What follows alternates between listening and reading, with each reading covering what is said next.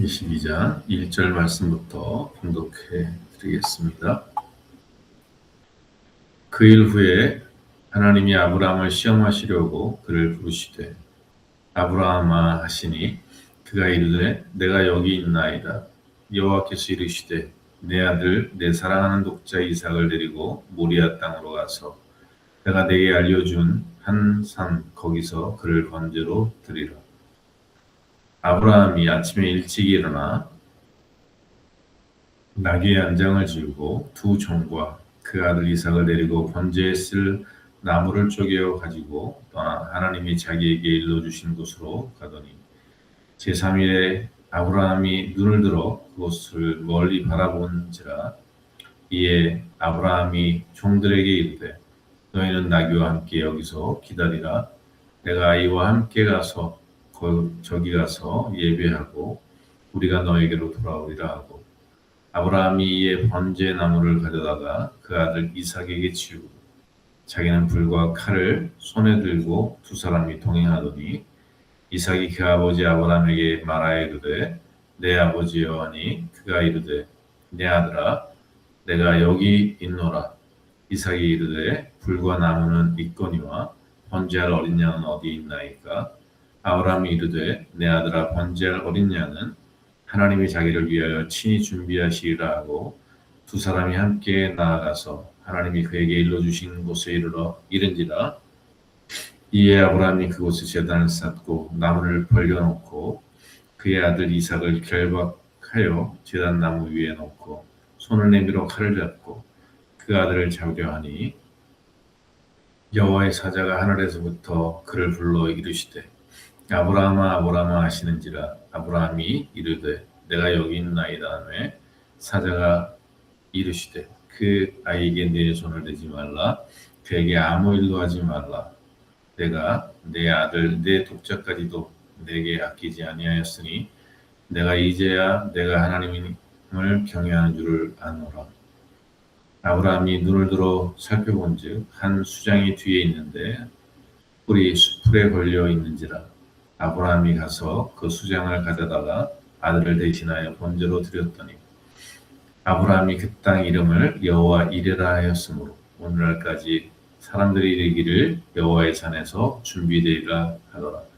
여호와의 사자가 하늘에서부터 두 번째 아브라함을 불러 이르시되 여호와께서 이르시기를 내가 나를 가리켜 맹세하노니 내가 이같이 행하여 내 아들 내 독자도 아끼지 아니하였은즉 내가 내게 큰 복을 주고 내 씨가 크게 번성하여 하늘의 별과 같고 바다의 모래와 같게 하리니 내 씨가 그 대적의 성문을 차지하리라.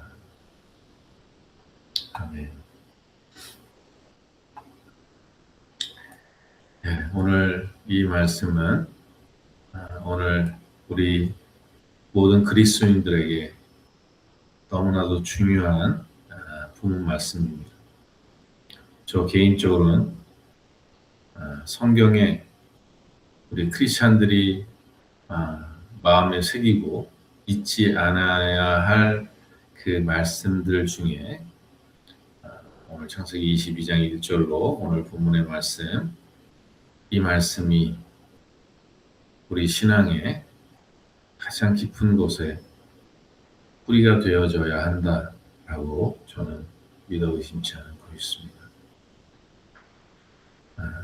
원래 하나님은 우리를 에덴 동산에 축복의 동산에 우리를 거하게 하시고 하나님이 예비하신 축복을 우리를 위해 허락해 주셨습니다.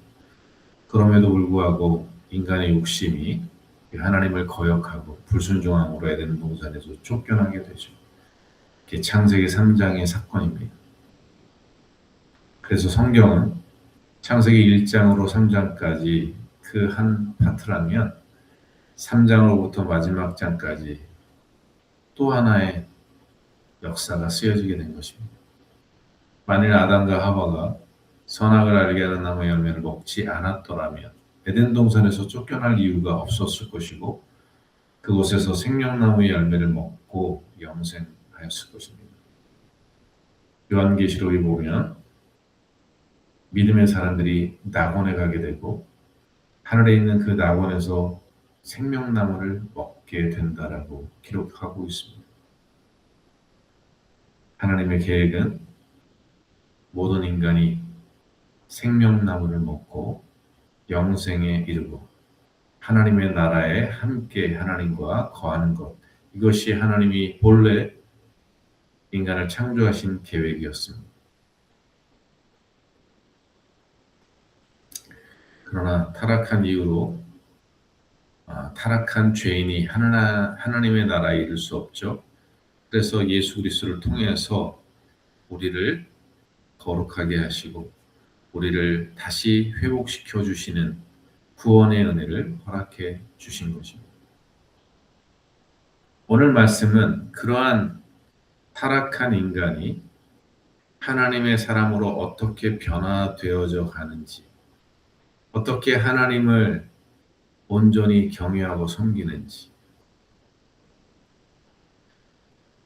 아담과 하와가 하나님을 경외하지 않으므로 선악을 알게 한 나무를 따먹고 타락하고 죽을 수밖에 없는 존재가 되어진 것처럼 우리가 예수 그리스도 안에서 다시 회복되어지고 그래서 하나님을 경외하고 하나님을 믿는 믿음의 사람이 되게 하시는 것, 그것이 하나님의 뜻이었다는 사실입니다. 구약에서는 그 모형이 오늘 본문의 말씀입니다. 고린도 후서 5장 17절에 보면 이렇게 말씀하십니다. 그 말씀도 한번 같이 보도록 하겠습니다. 고린도 후서 5장 17절에 보면 그리스도 예수 안에 있는 자들에게는 결코 정죄하며 그리스도 예수 안에 있는 자들은 새로운 피조물이다라는 말씀이 있습니다.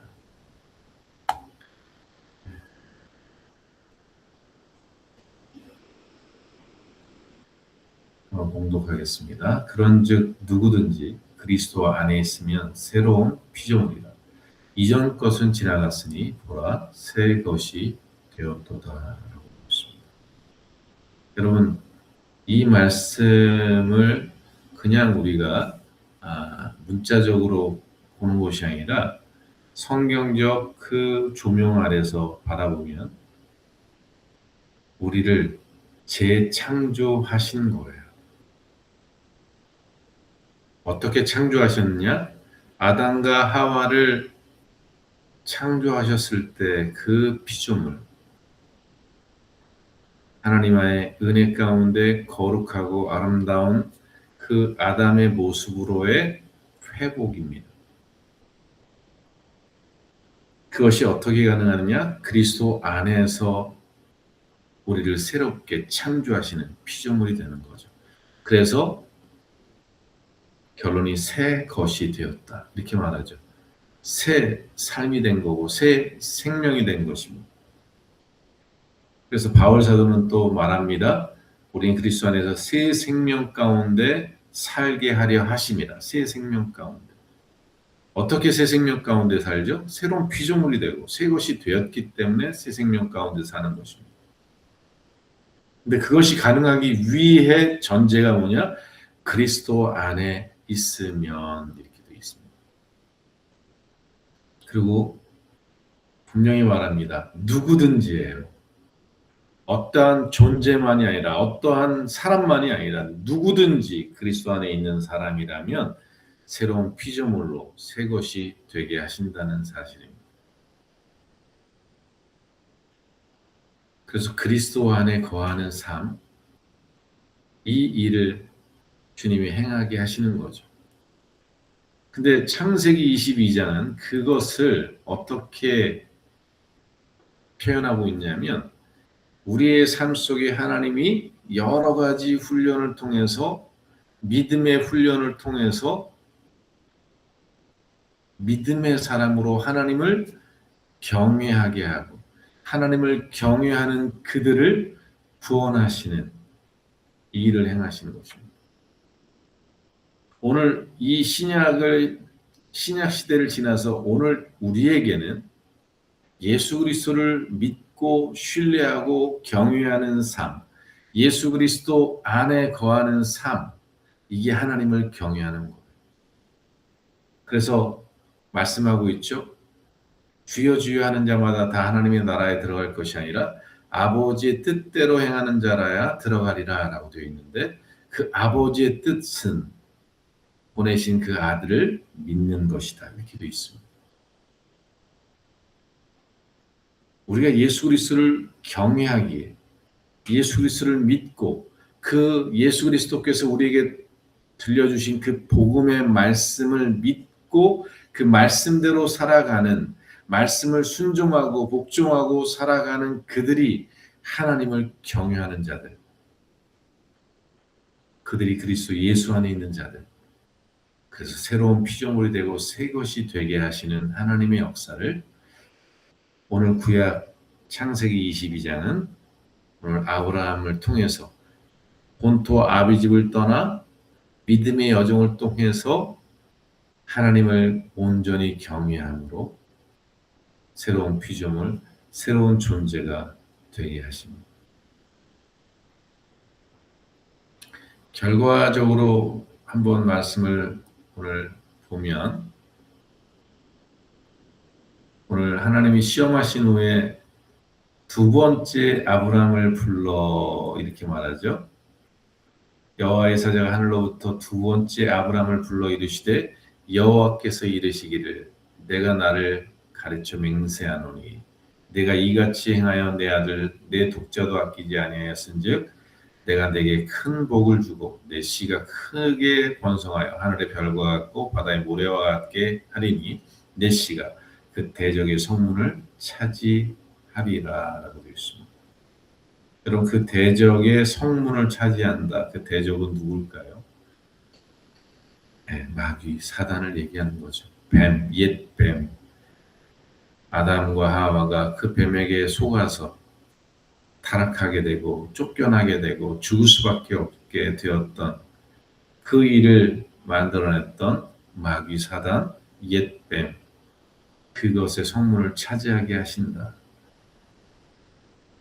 이것은 하나님이 다시 새로운 창조의 역사를 통해 그 모든 죄의 문제를 풀어버리시고 그 사단이 우리를 얼검했던 그 죄의 문제를 주님께서, 하나님께서 해결하시고 그를 향한 본래 갖고 계셨던 축복을 그에게 허락해 주시는 거죠.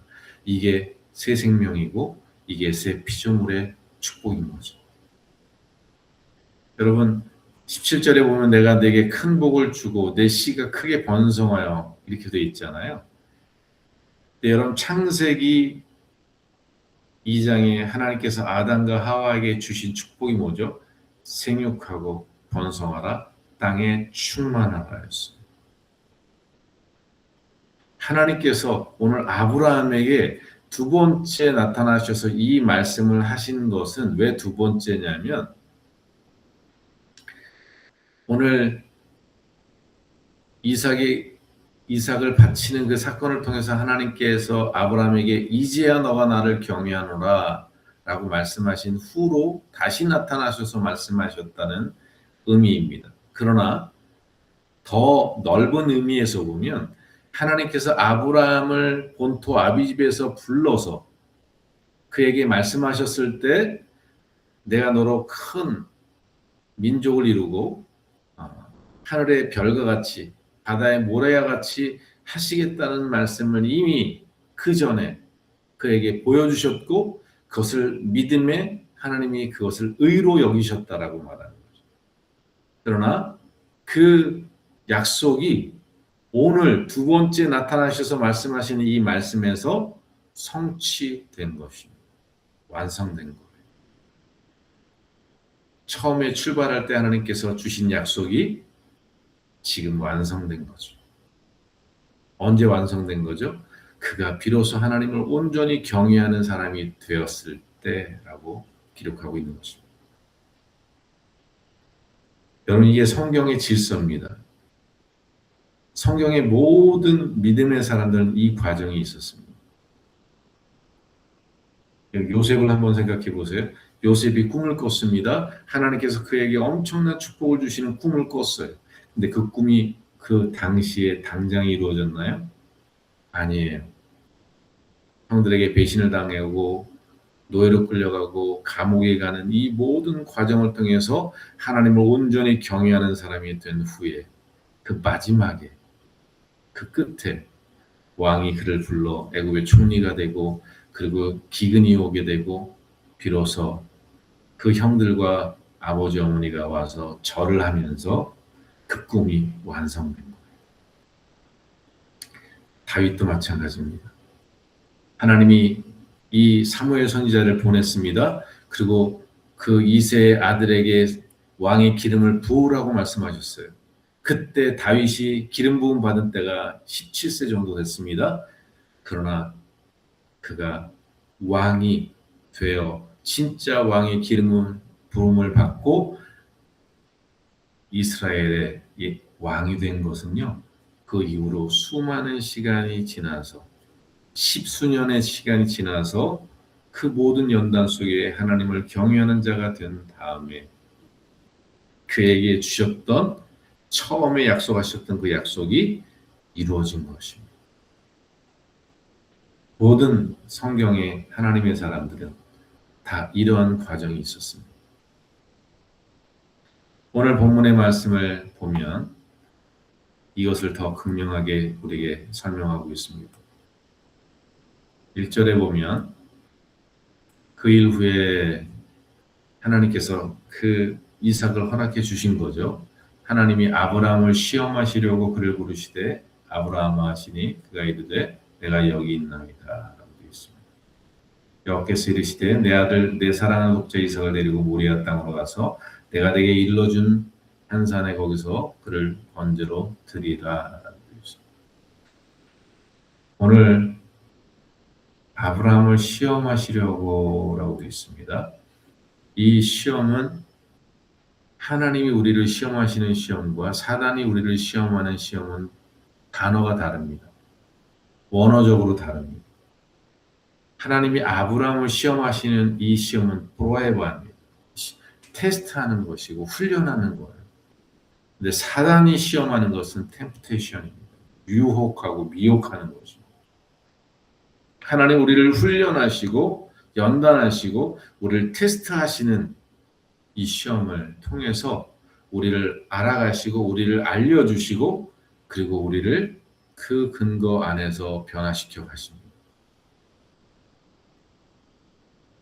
우리가 예수 그리스도 안에 있으면 이 일이 우리 안에 먼저 우리의 삶 속에 이루어져야 합니다. 하나님이 요셉을 훈련하시고 시험하셨고 다윗을 훈련하시고 시험하셨다는 사실을 조금 전에 말씀드렸는데요. 우리 한 말씀을 같이 보겠습니다. 신명기 8장입니다.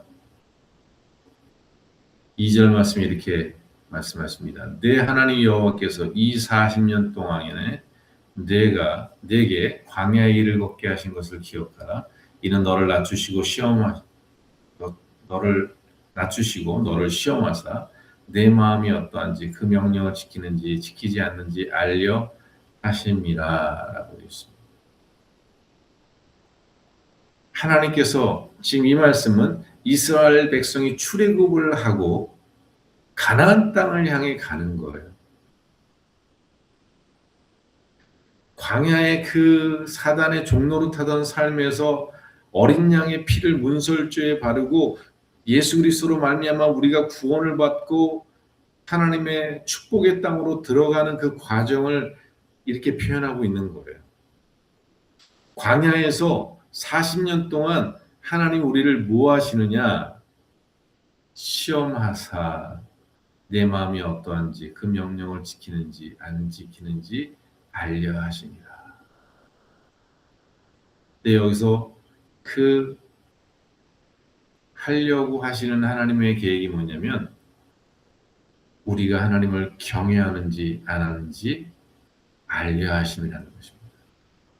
아브라함이 하나님의 명령을 지키는지 지키지 않는지 시험하셨던 것처럼 이스라엘 백성들이 하나님의 명령을 지키는지 지키지 않은지 알려고 광야의 길을 걷게 하셨다.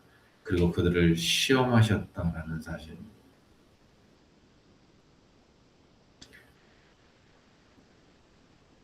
오늘 우리의 삶 속에 일어나는 모든 일들을 하나님께서 우리에게 주신 이 시간들 속에 하나님의 궁극적인 계획이 무엇인가에 대해 우리가 생각해야 합니다. 오늘 우리의 삶에 일어나는 수많은 사건들, 수많은 일들은 저 이스라엘 백성들이 광야 속에서 만났던 수많은 사건들과 다를 바가 없습니다. 오늘 아브라함에게는 하나님이 아브라함아 부르시고 내 이삭을 바쳐라라고 명령하셨죠. 그래서 그것을 시험하셨어요. 그런데 광야에서 이스라엘 백성들을 시험하실 때는 그렇게 시험하지 않으셨어요. 그들의 삶의 현장에서 먹을 게 떨어지고 마실 게 떨어지고 광야는 멀고 길은 험하고 곳곳마다 어려움의 사건들이 벌어지고 옆에는 우리를 공격하고 우리를 위협하는 존재들이 있고 수많은 것들이 그 광야를 지나면서 있었어요. 하나님은 그것을 갖다가 시험하셨다. 너희를 낮추시고 시험하셨다. 뭘 알려고요? 우리가 하나님의 말씀을 지키는지 안 지키는지, 하나님을 경외하는지 안 하는지 알려고, 그리고 그 믿음의 사람을 만드시기 위해 시험하셨다라는 거예요. 오늘 우리도 우리의 삶에 일어나는 많은 사건들 속에 여러분 놓치지 않아야 될 것은 하나님이 그것을 통해서 우리가 하나님을 경외하는지 안 하는지를 알려 하신다는 사실입니다. 우리를 그 사건들 속에서 믿음으로 사는지, 하나님을 경외하는지, 우리가 정말 하나님을 믿는 믿음으로 그 내 매일매일의 삶 속에 그 하나님을 경외하는 모습으로 살아가고 있는지를 보시려고 그 어려운 일들을 허락하신다. 그런 어려운 문제들을 우리에게 가져오실 때가 있다라는 사실을 보여주는 것입니다. 근데 하나님이 우리를 시험하시는 것은 죽이기 위한 것이 아니고 고통 주기 위한 것이 아니라 오늘 두 번째 축복을 하나님이 그에게 주셨죠.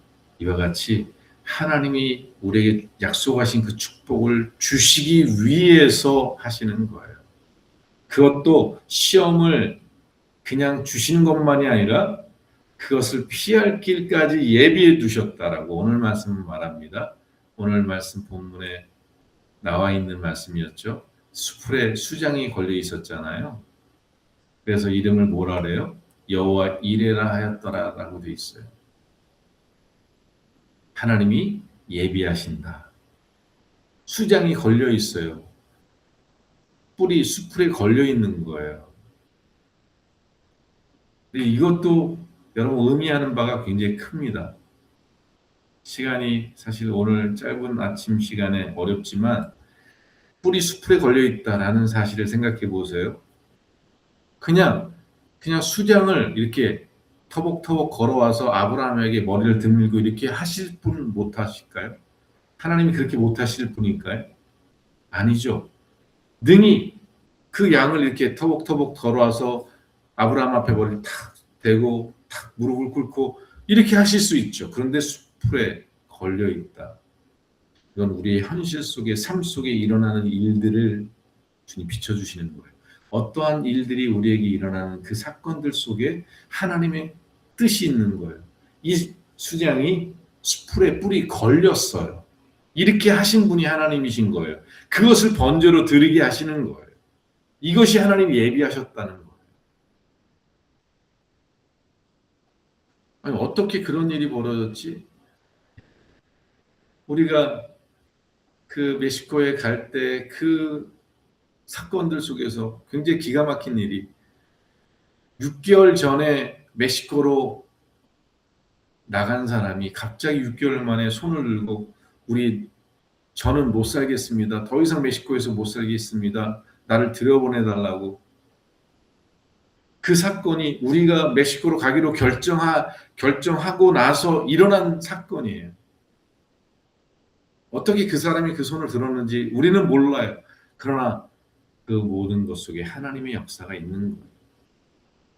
그 사람은 귀국하고 우리는 그곳에 나가게 되는 이 일들을, 근데 그때 그 일이 어떻게 일어났죠? 우리가 믿음으로 순종할 때 벌어진 길이었어요. 그전엔 보이지 않았어요. 그전엔 그런 소리도 없었고 그전엔 그런 사건도 일어날 조짐도 보이지 않았어요. 근데 우리가 믿음으로 내년에 우리 나갑니다. 남미로 나갑니다. 라고 결정하는 순간 하나님이 그 모든 사건들을 만들어 가시는 것입니다. 예비하시는 것입니다.